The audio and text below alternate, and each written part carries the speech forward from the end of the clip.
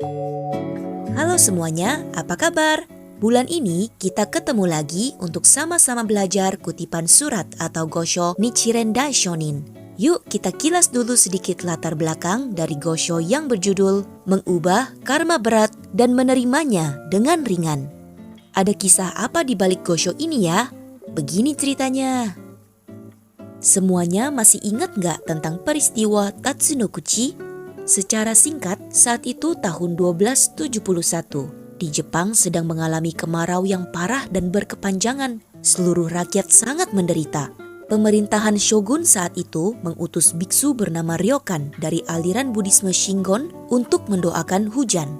Setelah lebih dari 2 minggu, hujan pun tidak kunjung turun. Biksu Ryokan yang merasa malu karena Nichiren Daishonin menegurnya dan menyatakan kebenaran ajaran, mulai menghasut para penguasa untuk membenci Daishonin. Akibatnya, Daishonin difitnah, diinterogasi, lalu ditangkap dan dijatuhkan hukuman pemenggalan kepala. Namun, upaya untuk menghukum mati beliau gagal. Saat momen-momen Daishonin hendak dipenggal, tiba-tiba ada meteor yang jatuh dari langit dan cahayanya sangat terang, menyinari langit malam di tepi pantai Tatsunokuchi. Sehingga semua samurai yang bertugas dalam mengeksekusi hukuman beliau malah lari ketakutan. Pihak pemerintahan yang kaget menjadi bingung harus berbuat apa terhadap Daishonin, sehingga beliau ditahan sementara di kediaman wakil ketua penguasa Pulau Sado. Setelah itu, barulah Daishonin diasingkan ke Pulau Sado oleh pemerintah yang berharap beliau akan mati di sana. Kisah yang tragis ini benar terjadi loh, bukan dongeng belaka. Kita betul-betul tidak bisa membayangkan kejadian asli yang dialami Daishonin saat itu seburuk apa. Tetapi Daishonin tidak pernah takut ataupun goyah sedikit pun. Beliau dengan suasana jiwa yang begitu tinggi dan kuat tidak pernah gentar karena yakin bahwa ajaran Sutra Bunga Teratai adalah ajaran sesungguhnya yang paling unggul.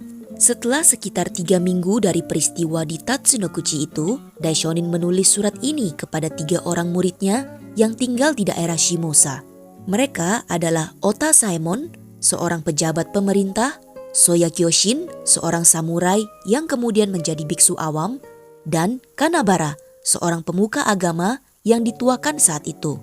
Salah satu dari mereka mungkin telah mengunjungi Daishonin saat ia ditahan di kediaman wakil ketua penguasa daerah Pulau Sado. Kediaman ini juga tempat Daishonin menulis surat ini. Beliau mengutarakan rasa terima kasih yang mendalam kepada para muridnya tersebut yang sangat memperhatikan keselamatannya. Setelah peristiwa di Tatsunokuchi gagal, penindasan terhadap murid-murid Daishonin pun tetap berlangsung. Saat itu terjadi banyak kebakaran dan pembunuhan di Kamakura. Namun, rakyat menuduh murid-murid Daishonin sebagai pelakunya. Mereka pun ikut difitnah, diasingkan, dan dimusuhi oleh masyarakat. Tentu saja pasti tidak mudah bagi murid-murid Daishonin untuk mengatasi semua ini. Surat ini adalah salah satu dari begitu banyak surat yang Daishonin tulis untuk menyemangati murid-muridnya di masa yang kelam itu. Beliau menegaskan bahwa kesulitan pasti akan muncul di saat seseorang memperjuangkan Kosen Rufu dan menegakkan ajaran yang sesungguhnya. Hal ini pun sesuai dengan kata-kata yang ada di dalam kitab sutra. Namun, justru dengan munculnya kesulitan ini sebetulnya adalah bukti bahwa kita sedang berada di jalan yang benar dalam memajukan Buddhisme. Keteguhan Daishonin adalah panutan bagi kita untuk tidak gentar sedikit pun terhadap rintangan dan untuk terus maju dengan gagah berani menghadapi semuanya. Jika kita bisa mengatasi rintangan yang muncul dengan keyakinan hati yang kuat terhadap Buddhisme, maka kita bisa menghapus karma-karma buruk kita yang terkumpul dari masa lampau, menerimanya dengan ringan dan memunculkan suasana jiwa dunia Buddha dalam diri kita. Dari situlah kebahagiaan mutlak akan mampu kita raih dalam kehidupan kita.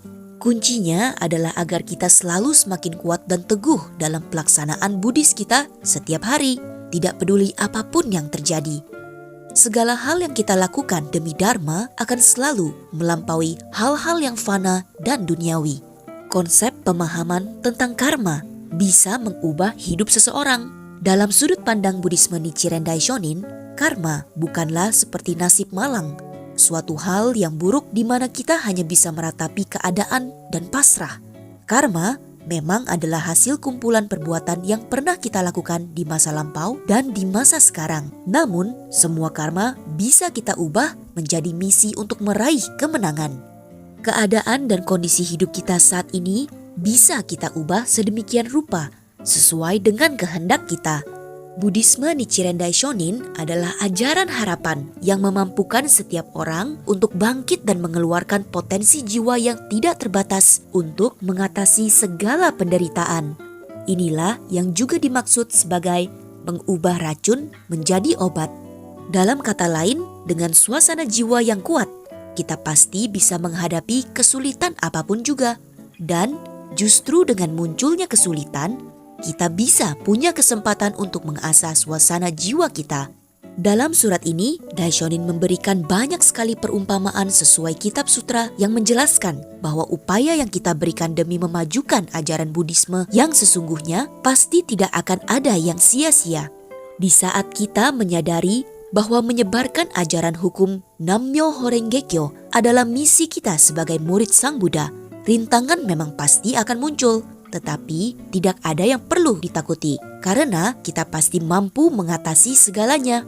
Karunia kebajikan dari seseorang yang mencurahkan upaya demi menyebarluaskan ajaran yang sesungguhnya pasti tidak terhingga. Daishonin kemudian menyatakan bahwa beliau begitu teguh memperjuangkan ajaran Buddhisme yang sesungguhnya ini bukan hanya untuk pencapaian kesadaran Buddha dirinya sendiri, tetapi juga untuk ketentraman negara. Banyak muridnya yang kemudian bangkit menjadi lebih kuat setelah menerima surat dorongan semangat dari beliau ini. Setelah mengalami pengasingan pembuangan ke Pulau Sado pun, beliau memperoleh suasana jiwa yang semakin kuat. Wakil ketua penguasa Pulau Sado pun pada suatu waktu malah meninggalkan ajaran aliran Buddhisme yang salah dan ikut menjadi murid Daishonin. Bukti nyata kemenangan di masa itu betul-betul terlihat dalam bukti sejarah. Inilah bukti kekuatan perjuangan Daishonin yang berpegang teguh menyebarkan Sutra Bunga Teratai demi seluruh umat manusia. Nah, bagaimana dengan kita? Setelah belajar bersama tentang Gosho ini, apakah kita masih merasa takut dengan karma buruk masa lampau? Kalau di era modern seperti sekarang, gimana sih caranya supaya kita bisa memupuk karma baik sebanyak-banyaknya dengan menyebarluaskan dharma seperti yang diajarkan oleh Daishonin? Semuanya pasti mau kan bisa punya suasana jiwa yang begitu kuat dan tinggi seperti Daishonin. Tapi caranya gimana ya? Mari kita berdiskusi dengan gembira di pertemuan Chiku kita bulan ini. Terima kasih banyak semuanya.